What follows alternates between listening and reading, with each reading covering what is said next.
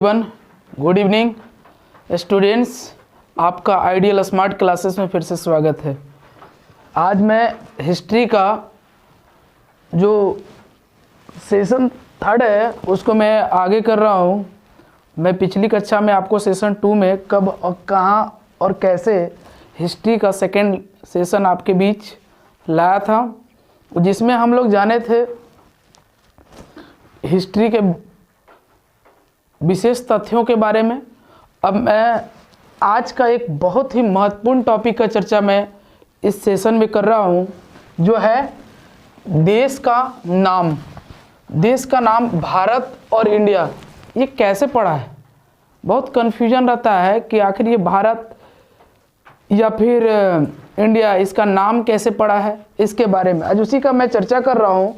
India शब्द जो है इंडस से निकला है, जिसे संस्कृत में सिंधु कहा गया है। ये क्या है? इंडिया जो शब्द है वो इंडस से निकला है, जिसे संस्कृत में सिंधु कहा गया है।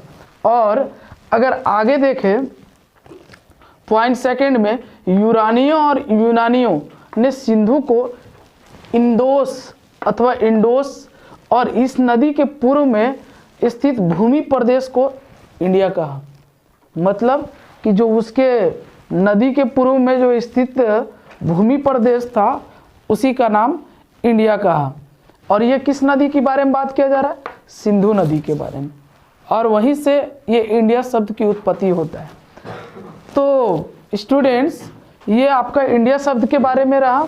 और दूसरा एक नाम आता है जिसको हम लोग भारत बोलते हैं। तो भारत का नाम का प्रयोग उत्तर पश्चिम में रहने वाले लोगों के एक समूह के लिए किया जाता था, जो उत्तर पश्चिम दैट मीन्स उत्तर और पश्चिम में रहने वाले लोग, जो एक समूह के लिए किया जाता था, जिसका उल्लेख ऋग्वेद में भी मिलता है। बाद में इसका इस्तेमाल देश के लिए होने लगा। पहले जो भारत जो था वो एक समूह का नाम था। किधर के? इंडिया के जो उत्तर पश्चिम में रहने वाले लोग थे, उसका समूह के नाम के लिए इसका प्रयोग होता था भारत। समझ रहे हैं ना? लेकिन अब क्या है कि इसी का प्रयोग होने लगा है देश के लिए। बाद में इसका होने लगा देश के लिए।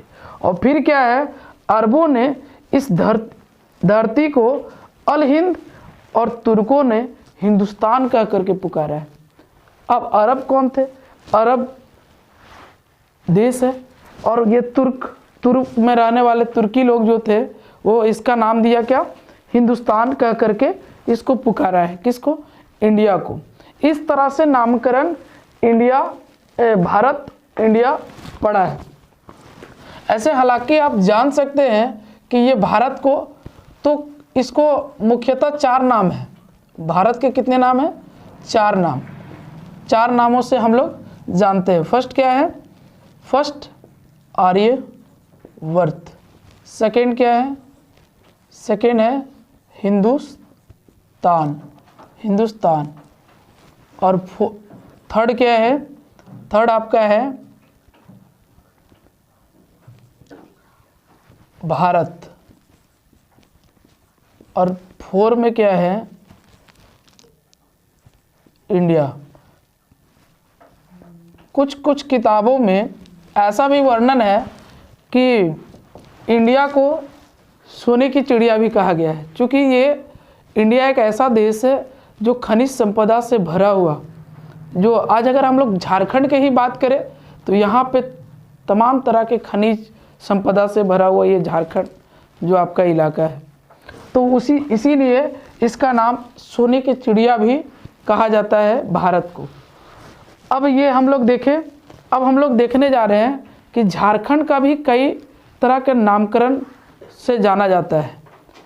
ठीक है स्टूडेंट्स, ठीक उसी प्रकार हम लोग देखेंगे अब झारखंड का नामकरण के बारे में, कि झारखंड का नामकरण कैसे पड़ा।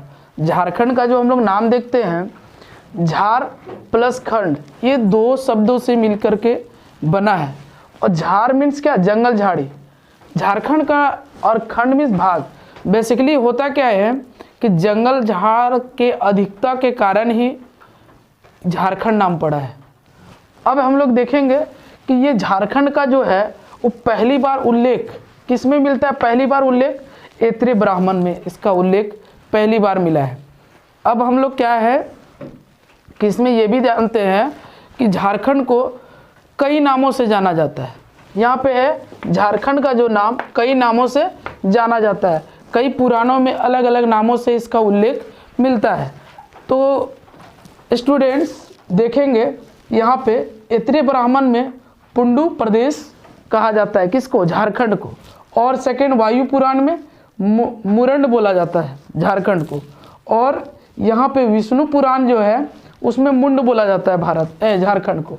भागवत पुराण में किक्कट प्रदेश एवं महाभारत के दिग्विजय पर्व में झारखंड को पुनरिक देश व पशुभूमि के नाम से जाना जाता है। मतलब झारखंड को अलग अलग पुराणों में कई नामों से इसका उल्लेख मिलता है। तो ठीक है स्टूडेंट्स, हम लोग मिलेंगे फिर से नेक्स्ट सेशन के साथ। तब तक के लिए धन्यवाद।